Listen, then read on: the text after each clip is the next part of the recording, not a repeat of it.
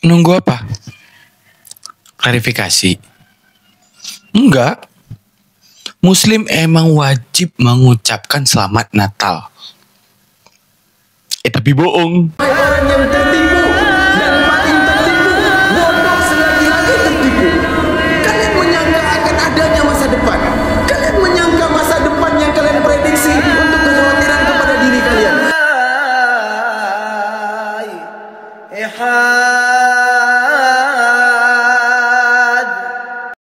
Ini bukan berarti aku ngejudge sama sekali, enggak ya. Cuman memang aku itu juga saudara aku, Bang. Itu ada yang beragama Islam gitu.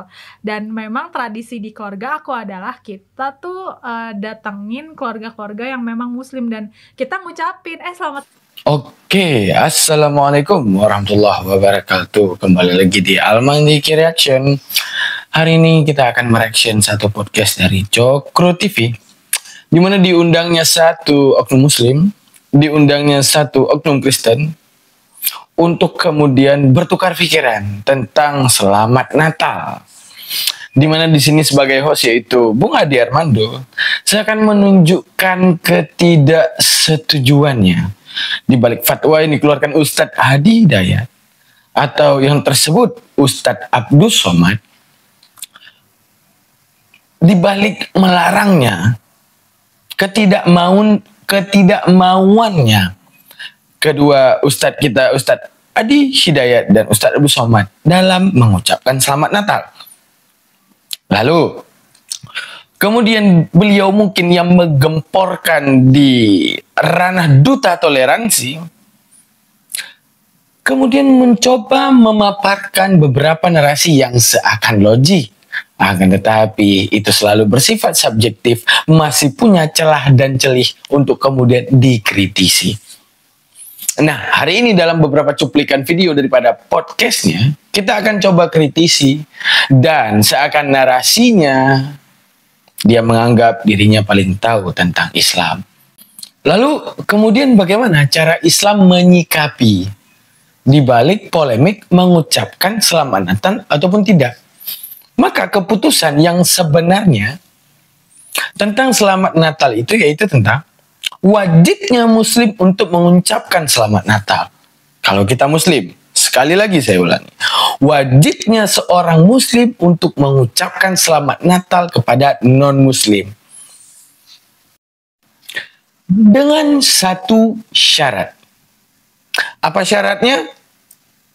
Tuhan itu tidak ada. Tapi yang selama ini manusia berumbuk di balik sebuah agama, manusia disuguhkan yang namanya Tuhan di dalam sebuah agama, itu hanya peraturan hidup ataupun itu yang dinamakan dengan konsekuensi hidup. Kamu hidup jadi manusia, maka bertuhan. Tapi sebenarnya Tuhan itu tidak ada. Maka dengan demikian, kalau kita Muslim dan Tuhan itu tidak ada sebenarnya, tapi kita berada di organisasi Muslim, jadi untuk menjunjung tinggi hak kemanusiaan, menjunjung tinggi kebaikan antar umat berbeda agama ataupun berbeda organisasi dalam menuhankan, karena ketidakadanya Tuhan tersebut, maka wajib kita Muslim untuk mengucapkan Selamat Natal jika Tuhan benar tidak ada. Tapi masalahnya, setiap umat beragama meyakini agamanya itu bukan peraturan hidup. Akan tapi setiap umat beragama meyakini Tuhannya itu benar-benar ada. Boleh kita experience dan meneliti. Setiap Muslim akan mengatakan Allah Subhanahu wa Ta'ala itu ada. Maka tidak ada Tuhan selain Dia. Sama seperti umat Kristen mengatakan Yesus adalah Tuhan. Maka tidak ada Tuhan selain Dia. Sama seperti yang menyembah Brahmana, Siwa, dan Krishna, maka tidak ada Tuhan selain mereka. Sama seperti umat Buddha menyembah Buddha, maka tidak ada Tuhan yang seperti Dia. Untuk menunjukkan apa? Probability. Apa probability? Konsekuensi. Jika satu benar, maka yang lain salah. Dan jika yang lain salah, pasti ada satu yang benar. Maka kita yakini dulu nih, mungkin karena terjebaknya akal di balik pemahaman agama, pemahaman pluralisme di balik agama, menyetarakan semua agama. Inilah yang membuat Bung Ade Armando menggemporkan toleransi yang engkau anggap toleransi, wahai Bung Ade. Tapi sebenarnya ini bukan toleransi, tapi ini konsekuensi. Sama dengan kita mengatakan gini, ya, jika semua agama itu sama seperti saya bilang, saya menciptakan agama baru menyembah kadal misalnya. Apakah Anda berani mengatakan agama saya benar? Dan Tuhan yang saya sembah benar, kadal. Saat saya men-celebrate ya kan, di balik penyembahan saya terhadap kadal, dan Anda juga akan ikut membenarkan karena semua yang diyakini Tuhan itu sama saja dan itu semuanya benar. Oke, kita langsung masuk ke cuplikan videonya, di mana narasi padat yang saya bangun di awal, di mana narasi itu akan saya kembangkan saat saya mereaksi video, di mana akan terjawabnya kenapa Muslim wajib mengadakan Selamat Natal, tapi dengan syarat Tuhan tidak boleh ada. Bagaimana? Mari kita saksikan videonya. Selamat Lebaran ya. Pas Lebaran. Iya, pas Lebaran. Jadi nggak tahu, mungkin ya paham lah, mungkin ada pemahaman beliau-beliau ini gimana gitu. Beliau-beliau ini siapa? Ya, dua ustadz ini gitu kan, terkait nggak boleh ngucapin atau apa. Cuman kalau keluarga aku dan memang mayoritas ya, kita nggak ada larangan untuk mengucapkan Lebaran gitu. Ya. Dan hari-hari raya lain ya, kayak Selamat Hari Raya mungkin Waisak lah atau apa gitu sih. Karena kan kamu tidak merasa bahwa kalau kamu mengucapkan Selamat Idul Fitri sama orang-orang Islam, itu kamu mengakui Nabi Muhammad. Ya, it doesn't mean I'm becoming or a muslimah lah atau gimana gitu kan, enggak, tetap. Enggak, tapi bahkan mengakui bahwa Nabi Muhammad itu adalah seorang nabi kan juga enggak. Iya. Jadi gini, kita harus jujur nih ya semua, bahwa di mata orang Kristen Muhammad itu adalah manusia biasa, ya enggak? Iya kan? Dia adalah manusia biasa. Iya. Dia adalah orang yang pintar, orang yang baik, tapi dia bukan utusan Tuhan. Tokoh agama yang cerdas mungkin. Cerdas. Nah, sementara buat orang Islam, ya kita juga tidak mengakui bahwa kami tidak mengakui bahwa Nabi Isa itu adalah Tuhan. Nabi Isa itu anak Tuhan. Enggak, kita nggak percaya itu. Kami mengakui Nabi Isa sebagai seorang nabi yang membawa kitab suci yang besar ya, yang terkenal, yang kita juga selalu doakan. Kita selalu akui beliau itu sebagai seorang orang yang menyelamatkan dunia gitu ya, masyarakat dunia. Jadi kita nggak ada masalah nih dalam soal pengakuan terhadap agama lain. Nggak, ya wajar dong orang Islam tidak menganggap Kristen sebagai agama yang terakhir. Dan sementara begitu juga orang Kristen tidak menganggap Islam sebagai agama yang terakhir. Ya, karena memang prinsip ajarannya seperti itu, dan ya udah masing-masing aja. Masing-masing aja. Iya. Sekarang pertanyaan saya adalah, lantas apa iya logikanya kalau saya punya teman sebaik Cindy nih, ya, Cindy kemudian merayakan Natal. Saya senang nih, yes. Saya senang sama Cindy. Terus saya bilang bahwa, selamat Natal ya. Iya. Itu kan nggak berarti, ini pakai logika sederhana deh. Ini kan nggak berarti bahwa saya itu dengan automatically, dengan sendirinya, itu mengakui bahwa Yesus adalah anak Tuhan. Iya. Itu tuh lebih ke kita ikut senang gitu Bang. Iya. Ikut senang dengan dia, oh selamat hari Natal ya, hari rayanya umat Kristen gitu. Iya. Sama kayak dia ngomong selamat Idul Fitri ya gitu kan. Istilahnya kan kayak dia happy gitu. Selamat Idul Fitri nih, gitu, hari rayanya umat Islam. Iya. Ya, tepat sekali dan sangat akurat daripada Bung Ade Armando. Oke, sekarang yang jadi polemik kan ketika gini. Misalnya daripada ilmuwan-ilmuwan orang yang paham tentang keislaman berpendapat seperti ini. Mengucapkan Natal Mengucapkan Natal itu sama dengan kamu mengakui bahwa Tuhan itu dilahirkan 25 Desember. Kan itu. Nah, masalahnya yang terjadi, pengakuan itu berkaitan dengan itikad ya, itikad hati ya, itikad hati. Antara kamu meyakini ataupun tidak. Bisa jadi itu hanya celebrate. Artinya celebrate apa? Ikut euforia, senang-senang bareng melihat umat agama lain sedang bersenang terhadap lebarannya. Nah, itu kalau dalam Islam gimana?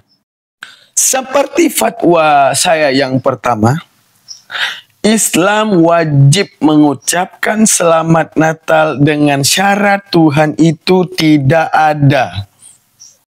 Karena jikalau Tuhan ada, maka akal logik manusia akan menemukan satu fakta. Apa fakta? Tidak mungkin langit dan bumi ini beserta saya, beserta Anda bertiga itu diciptakan oleh Tuhan yang banyak yang berumbuk menciptakan langit dan bumi. Itu tidak mungkin dan itu ditolakkan oleh akal.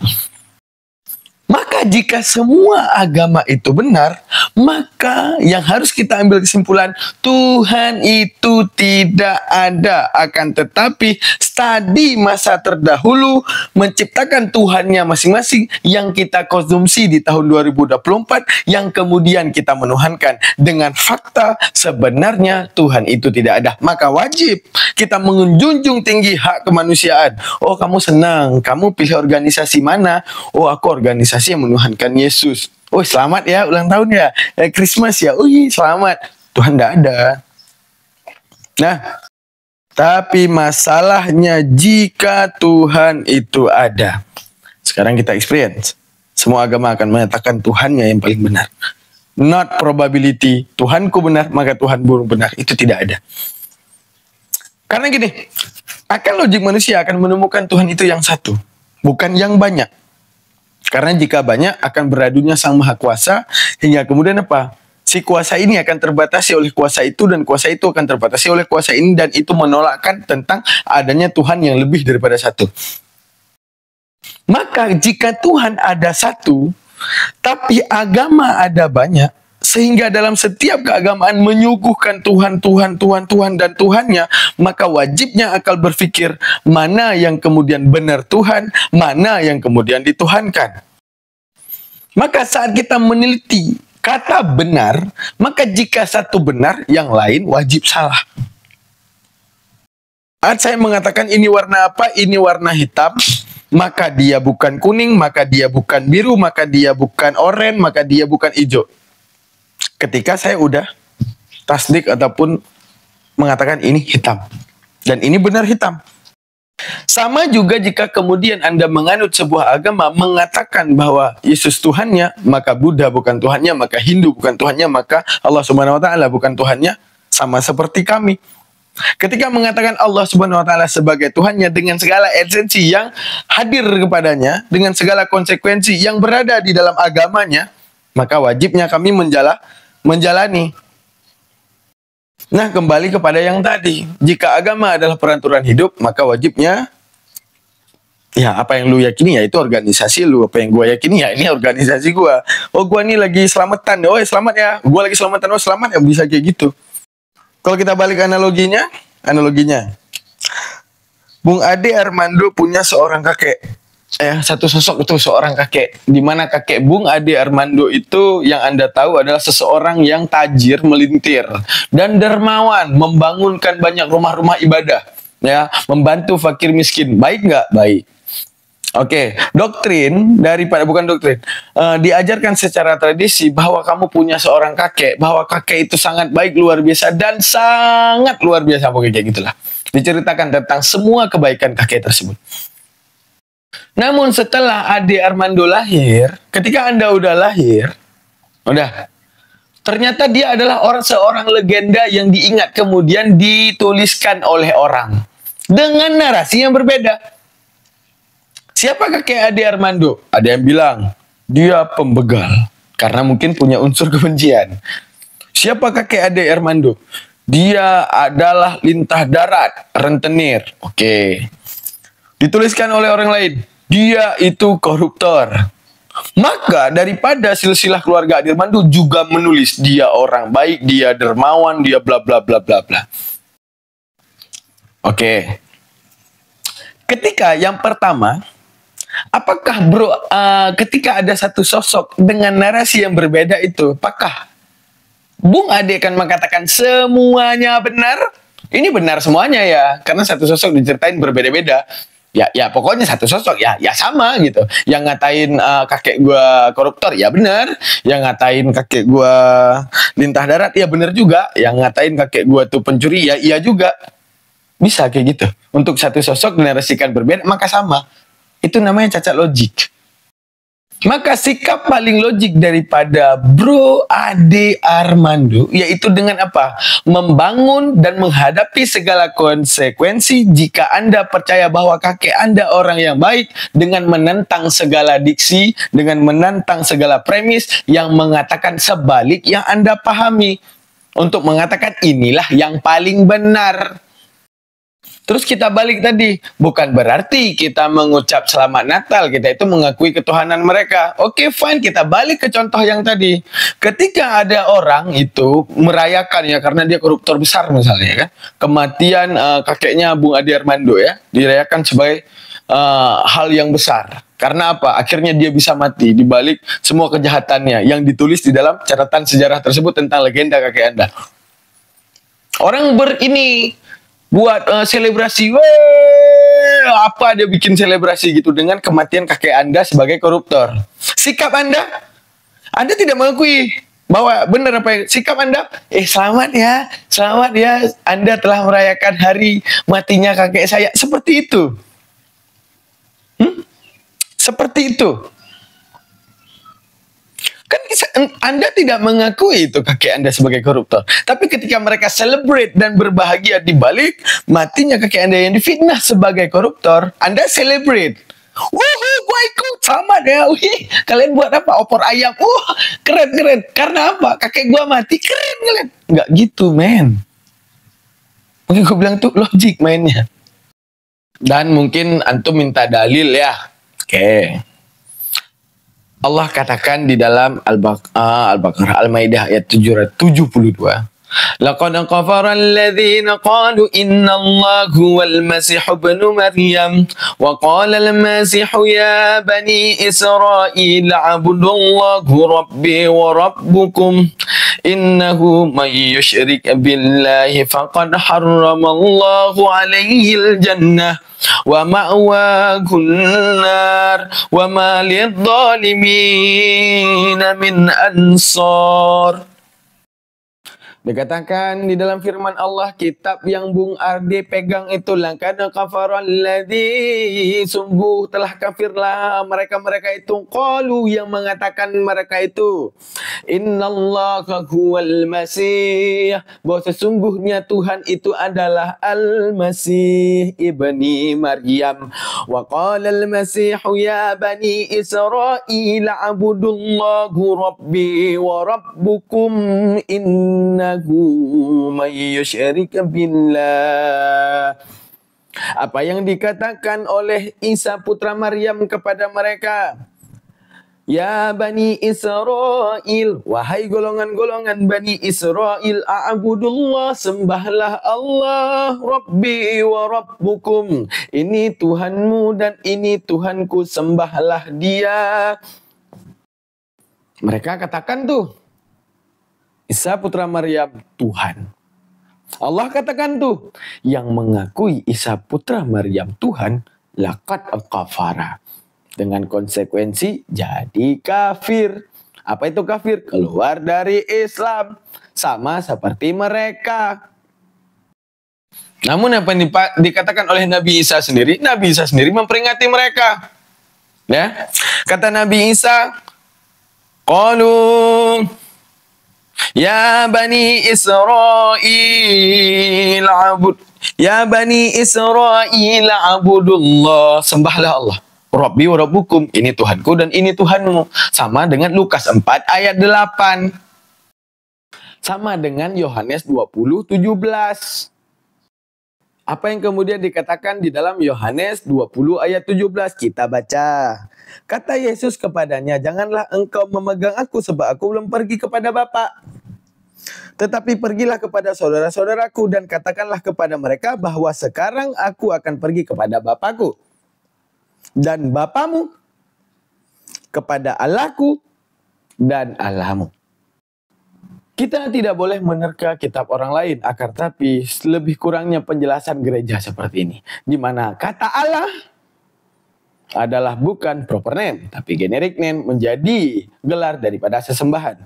Berarti saat kita memalingkan kata Allah itu menjadi sesembahan, siapa? Kepada sesembahanku dan sesembahanmu. Karena di ayat tersebut menyisipkan kata-kata kepada Allahku dan Allahmu. Allah itu adalah merupakan generik daripada kata-kata sesembahan. Berarti kepada Tuhanku ataupun kepada sesembahanku dan sesembahanmu. Pertanyaan kita, katanya Yesus Tuhan. Berarti Yesus Tuhan yang menyembah Tuhan. That's logic. Terus di dalam diksi tadi, bagaimana kalau kita tidak mengakui? Pertama ya, kalau kita mengakui dengan i'tikadi ya, senang kita ya kan. Ya udah, kamu duta toleransi, tapi kamu kafir di mata Allah. Karena seperti tadi kita bilang, Allah itu satu. Jadi barang gini, ada yang namanya Tuhan, ada yang namanya dituhankan. Yang namanya dituhankan pasti sedang memfitnah Tuhan. Sama seperti seorang daman. Beda dengan narasi sedang didamankan. Yang namanya daman, segala eksistensi dan esensinya itu berkesesuaian dengan daman. Tapi yang sedang didamankan, segala sesuatu yang memfitnah dan menciptakan dan mengada-adakan segala sesuatu tentang daman. Makanya Allah membantah bahkan mengklaim kafir orang yang mengatakan Isa putra Maryam adalah Tuhan. Pertanyaan saya, agama mana itu? Dan kita yang Islam rela dikafirkan Tuhan demi toleransi, ya kan? Apakah Islam ini sangat radikal? Tentu tidak. Itu konsekuensi. Ketika meyakini kita satu benar, maka yang lain kita sebenarnya bilang salah. Seperti saat kamu meyakini ini berwarna, contoh ini aja ya, ya ini berwarna putih. Kamu meyakini berwarna putih, maka kamu harus berani bantah orang yang mengatakan ini kuning. Kamu harus berani bantah yang mengatakan itu biru. Harus berani bantah yang mengatakan itu hijau. Kita balik, bagaimana kalau kemudian seperti narasi Bung Ade ya, ya kita nggak ikut percaya, bukan berarti kita percaya, kan lucu, kita cuma celebrate ikut berbagi kebahagiaan. Sekarang pertanyaannya, ketika kamu meyakini segala sesuatu yang seperti ini, tapi dinarasikan berbeda dengan modelannya seperti itu, dan itu justru melemahkan apa yang kamu yakini, kamu celebrate, selamat ya gitu, lucu, nggak masuk akal.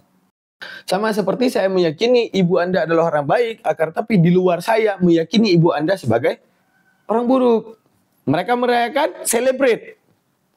Kamu nggak mengiktikan itu benar, tapi ketika ibumu difitnah, kamu celebrate gitu. Yuhuhuhu. Enggak men, logic men. Terus kita lanjutkan. Ya, pendapat dari perempuan tadi aku nggak tahu siapa namanya, dia bilang gini. Ya seharusnya itu keindahan dalam keagamaan ya kan, secara tidak langsung kan Nabi Isa juga dimuliakan dalam Islam ya kan. Nah, jadi kan udah dimuliakan ya, kita secara tidak langsung sedang memuliakan kelahiran Nabi Isa gitu kan. Nah benar. Oke. God born on December. Pertama, Horus in the name of sky god in ancient Egyptian. Berarti ini di Egypt. Horus adalah yang lahir 25 Desember. By a virgin, daripada seorang perawan. Ini juga Krishna daripada seorang perawan 25 Desember. Mitra 25 Desember ya. Ini adalah paganis. Oke. Terus Dionysus ya 25 13 24 Dionysus mana dia? 25 Desember by a virgin, daripada perawan. Tamus juga lahir daripada perawan. Ini tapi kok gak nyebut ya. Adonis ini ya itu 25 Desember. Herakles Buddha 25 Desember. Untuk menunjukkan apa? Untuk menunjukkan kita nggak bisa memungkiri bahwa ketika di dalam penyebaran Kristen itu, di mana saat itu sedang dijajah oleh bangsa Romawi ya, di mana pemahaman paganis itu datang daripada Romawi, di mana kelahirannya 25 Desember by a virgin. pertanyaan aku nih kepada umat Islam. Lu mau ikutan juga meyakini hal itu? Mau ikut bareng-barengan gitu? Ya udah lu aja gak usah ngajak-ngajak deh Bung Ade. Sekarang kita coba buat narasi terbalik nih. Bagaimana kalau seandainya mereka tidak mengucapkan Idul Fitri kepadamu? Bagaimana pendapatmu, Daman? Biasa aja. Begini pendapat Buya Yahya.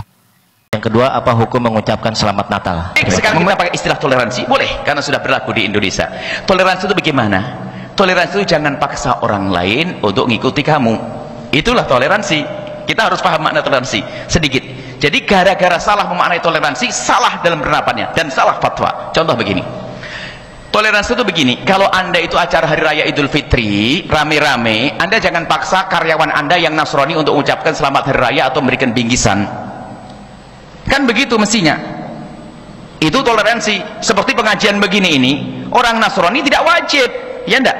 Jangan karena kamu kerja di wilayah kaum muslimin, kamu harus. Nah, enggak toleransi dong begitu. Jadi toleransi itu jangan dipaksa dia untuk ngikut. Dan ingat, Anda pun tidak boleh memaksa kaum minoritas ngikuti Anda dalam urusan keagamaan. Wajib hari raya semuanya harus ikut ke alun-alun demi syiar. Biarpun orang Nasrani, Anda nggak boleh. Anda orang Muslim nggak ngerti toleransi.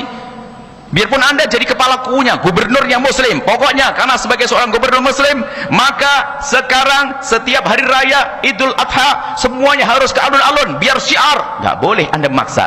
Jadi memaksa orang minoritas ikut mayoritas saja tidak boleh, apalagi memaksa kaum mayoritas ngikut minoritas, sama tidak boleh.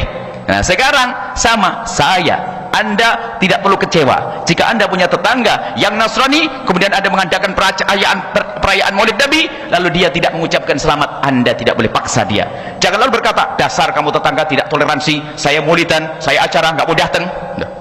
Anda memaksa dia dong kalau Anda menyuruh dia datang kepada Anda mengucapkan selamat. Ini berarti toleransi itu maknanya apa? Jangan paksa. Begitu juga, apalagi di sini kaum mayoritas, jangan paksa orang Islam mengucapkan selamat Natal. Kalau Anda memaksa berarti tidak ngerti toleransi. Ini kan urusan agama saya. Maka di saat salah maknai toleransi, dipikir yang tidak mengucapkan nanti tidak ngerti toleransi. Jadi masalah di sini pemahaman toleransi. Makanya rancuh semuanya. Alhamdulillah kita selama ini tidak pernah berpikir tentang tetangga kita nggak ikut Hari Raya Idul Fitri. Kan nyantai kita. Nggak pernah. Kalaupun seandainya karyawan kita Nasrani, nggak perlu dia mengucapkan selamat Hari Raya. Nggak ngucapin pun nggak ada masalah kok. Dan kita juga punya kawan biasa. Kenapa kok dibalik orang Islam tidak mengucapkan selamat Natal dipikir kamu tidak ngerti toleransi? Ada apa dengan ini semuanya? Jangan. Oke. Setelah kita mendengarkan daripada Buya Yahya, itulah narasi paling logik di antara yang paling logik. Gini Bung Ade, ini kasih contoh ya. Umat Islam tuh tersinggung nggak? Kalau ada fatwa di dalam kekristenan, haram mengucapkan Idul Fitri. Biasa aja umat Islam nggak baper. Kenapa ketika dibalik, mereka justru baper? Nggak ada yang ngucapin Selamat Natal. Nggak ada yang memaksakan dalam keagamaan. Benar kata Buya Yahya. Kalian memfatwakan haram mengucapkan Idul Fitri, ya udah. Nggak jadi masalah. Toleransi itu bukan dogma di dalam keagamaan. Seperti kata Buya Yahya, kamu membuat sebuah perayaan maulid, kamu punya karyawan, maka kamu nyuruh kalian wajib ikut maulid, kalian wajib bersalawat. Itu non toleransi, memaksakan kehendak, dimana lu harus ikut perayaan agama aku gitu. Nggak bisa, bahkan itu nggak boleh maksa dia untuk ikut perayaan kita. Terus sebaliknya, ternyata kita perusahaan muslim, dia mau Natalan, dia minta izin. Bos minta izin ya mau Natalan sama keluarga. Terus kita ngelarang karena kita nggak setuju Natal. Itu juga tidak boleh. Tetap berikan dia hak bebas dalam dia beragama gitu. Sebaliknya, ada bos yang Kristen, bos izin, aku mau buka puasa, oh bos izin, aku gini, aku gitu. Kasih. Kebebasan dia dalam beragama, itu toleransi. Tapi di dalam fatwa sama, itu maksudnya gini, penjabaran logikanya, saat kamu meyakini Allah itu tidak beranak dan tidak diperanakan, ketika ada agama mengatakan bahwa Tuhan itu beranak dan tidak diperanakan, maka ketika adanya fatwa haram mengucapkan Natal. Apakah harus marah? Seharusnya Anda tidak marah.